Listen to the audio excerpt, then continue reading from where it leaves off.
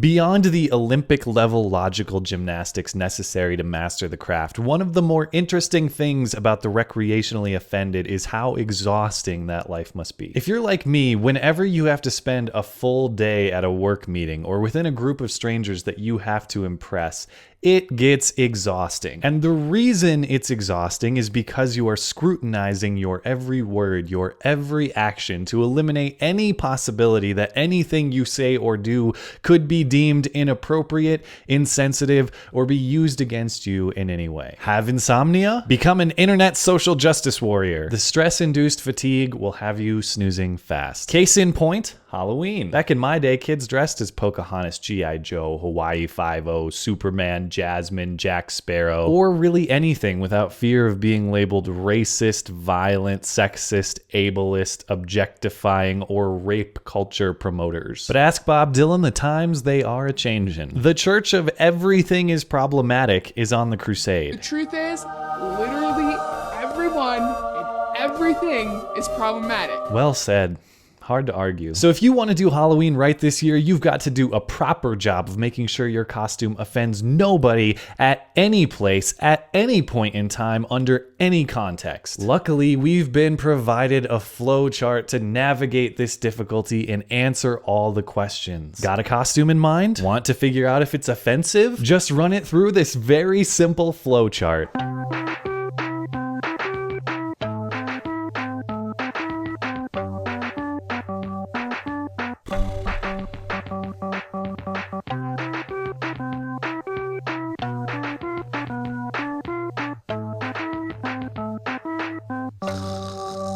I told you this stuff is better than NyQuil. Trying to navigate that flowchart will exhaust you quicker than a night out with Bill Cosby. Now, the line between quality satire and the truth is often razor thin, so I reached out to the author of this flowchart to inquire if it's a joke or if it is indeed serious. She has not yet responded, but based on some of the other writing in her portfolio, I believe in this case, truth is stranger than fiction. Now, I took a few hypothetical trips through this flowchart, and while some of the individual questions are quite funny, your costume is going to look scary. Just hope that no one misinterprets what you're doing. You may choose to look scary on Halloween, but understand the risks. A full trip through this flowchart can require answering as many as a dozen questions. So rather than analyze the flowchart itself, let's take a step back and analyze the need for this flowchart's existence, or at least the premises the author delivers as to why it needs to exist. Premise 1. Halloween isn't a free pass to promote things you would never do the other 364 days of the year. What?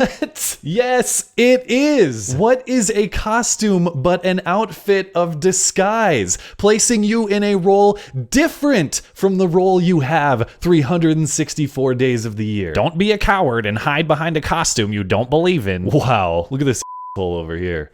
Dressed as a vampire? Are you kidding me? Oh, no, don't worry. It's cool. He's actually a very active blood-sucking activist. Oh, okay, cool. By definition, the concept of Halloween and the concept of a costume is to be something that you normally are not. I don't understand what you think a costume is. Premise 2. Costumes can do real harm. Look at the legend of this flowchart. There are 3 possible outcomes. Your costume is either offensive, edgy but not bigoted, or harmless. Now, if the costumes we're going for are harmless, presumably the author would agree that the offensive costumes are harmful. What in the hell is a harmful costume? I will grant that there are costumes that are contextually distasteful. Think going to Mr. Leibowitz's Halloween party dressed as Hitler, as my friend Schwantz put it. But even in that extreme example, I need more information. I need to see how a costume did actual harm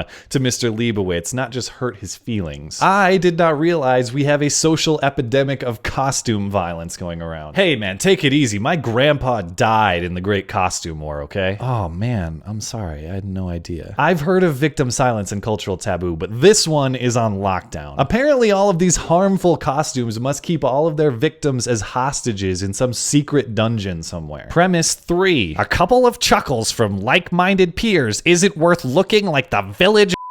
Who's the People letting loose and having fun and being silly with friends on a holiday, or the uptight person in the corner with your flowchart on a clipboard going, let's see, that guy's costume over there passed criteria 1, 2, and 3, but it looks like his costume might be about a marginalized population. And there is still some trauma surrounding that widespread marginalization, so... Are you gonna vet children who visit your house too? Make sure they're not village sorry, Pirate Billy, we don't offer booty to bigots at this house. I can think of few philosophies more assholeian than believing the world around you must at all times conform to your personal persuasions and sensitivities. The belief that you are king or queen and everyone else must adjust accordingly. And if that is your philosophy, I have a great Halloween costume you might want to consider. Go all out with it. This Halloween, dress up, stay inside